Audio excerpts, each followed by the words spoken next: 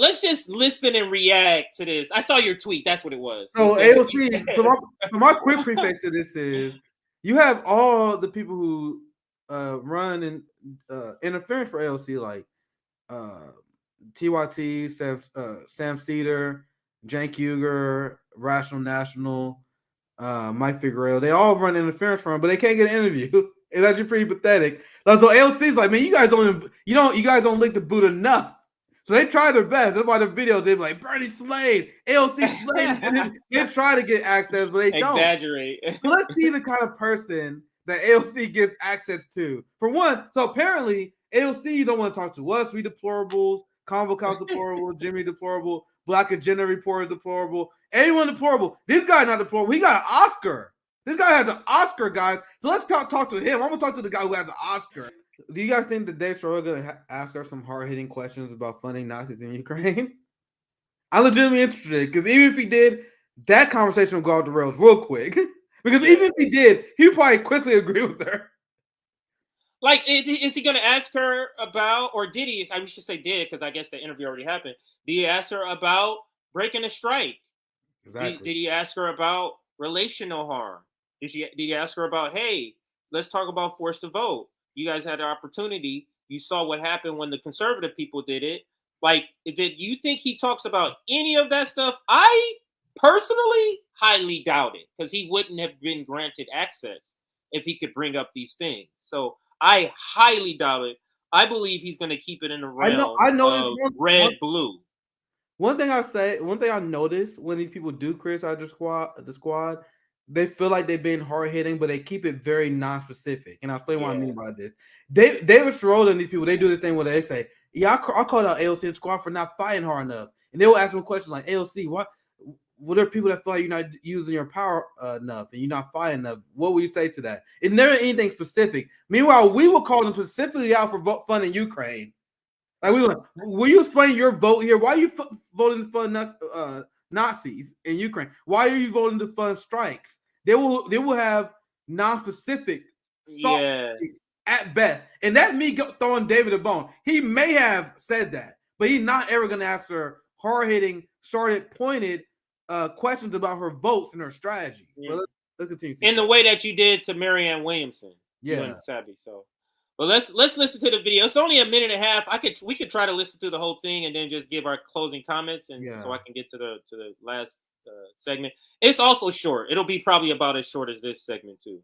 Yeah, that's fine. So I want to start with some breaking news. Just before we're talking today, ProPublica breaks open the story of Clarence Thomas accepting luxury private jet and yacht trips from a billionaire Republican donor. It sounds like something out of a cartoon, a caricature of corruption. It's a story that seems to encapsulate all of the Supreme Court corruption that everyone kind of senses, but now it's like right out in the open. And you're calling for Clarence Thomas's impeachment. So the first question I have is, are you going to draft those articles of impeachment? And do you expect to have the support of many, if not most, of the House Democratic caucus? I mean, listen. So let's go ahead and waste everybody's time on an impeachment conversation that's literally never going to happen. Literally, it's never going to go anywhere. So with the opportunity I have to interview this person that is very sought at by the left to answer some questions, I have her here, and I'm a reporter. I'm great. I have an Oscar. Do you think he's going to ask any of? Instead of that, let's talk about this hypothetical thing that's never going to take any legs whatsoever. He said that's how they started. That's how they started. The first, you got AOC on. Everyone want AOC on to either grill her or for this shit. What's the point of having AOC on? You're like, oh my God, I got this giant interview with AOC. Got this giant interview. I cannot wait. Make sure you guys tune in. I got AOC on my show, and I'm going to ask her the same questions that MSNBC would. I get to talk to AOC. It's going to be great, man. I'm going to answer the same question that Rachel Maddow would.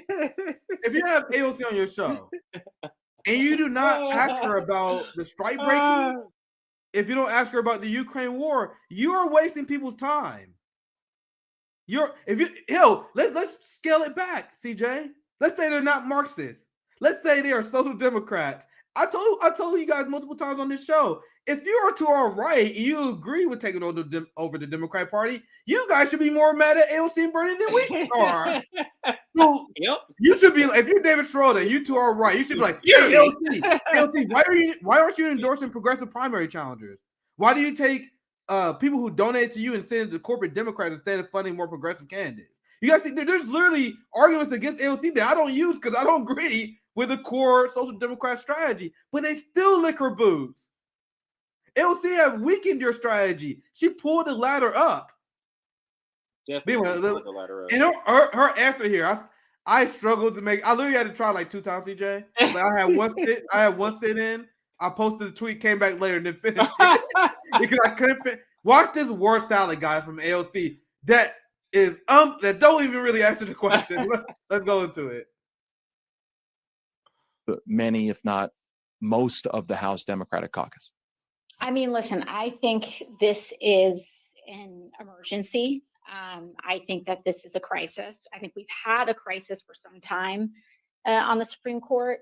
And, so to get to the heart of your question, now get to the heart of it. Out of session for the next week. So that does give Democrats sometimes some time to strategize. And the way I feel about it is that I do think articles need to be introduced. If we decide strategically that the actual author of those articles and who introduces them may not be me, that's fine. I will support impeachment. But I just think that if no one's going to introduce it, I would certainly be open to doing so and drafting them myself. I think this is gone far, far beyond any sort of acceptable standard in any democracy, let alone an American democracy. That's the advertiser for the show. So that's the message they want to give out about the program. And look how she stalls for time. She said, first, I'm going to get down to the heart of your question.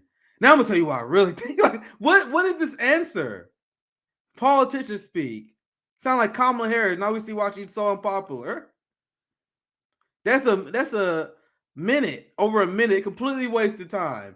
You have AOC on, but instead of holding her accountable for how she led workers off a cliff, you direct to red, blue, irrelevant bullshit. Because that's right now, that's the only thing that AOC, it sounds like that's the only thing she would even agree to, even to these softball interviews. She's only agreeing to red, blue topics. Yeah. We ain't talking about red, blue game topics. That's it. We can move to the final video. It's about 3 minutes. And then we can go ahead if you have final comments. I'm pretty much done. But imagine if you emailed AOC or you got in contact with. Imagine if you David Stroll and you got contacts, right? You like, I'm gonna bring it. I actually want to do an interview. Let's bring AOC on. I want to ask her about her opinion about the situation in Taiwan and the Biden administration response to Taiwan and the complex geopolitical diplomatic situation that is. She's like, fuck that shit. I ain't doing that. She was. No, if they try to email them like, I want AOC, I'm very curious about your thoughts about the African food supply and their resistance to the NATO agenda and the growing expansion of BRICS. She'd be like, nah, I'm good. I'm good. You got some Marjorie Taylor Greene drama that we can talk about? Can you guys imagine her speaking on that? No, I can't because she wouldn't. But that is yeah. Go ahead, that's a funny point. But that's where AOC has landed. This is where she has landed. She has landed in the land of I will not discuss anything important. Remember the video of I think it was Pramila Jayapal or no, Rashida Tlaib was getting protested, and it was like, "You want to answer the question?" And she was like, "Nope." I don't want to talk about it. I don't want to talk about it no more. But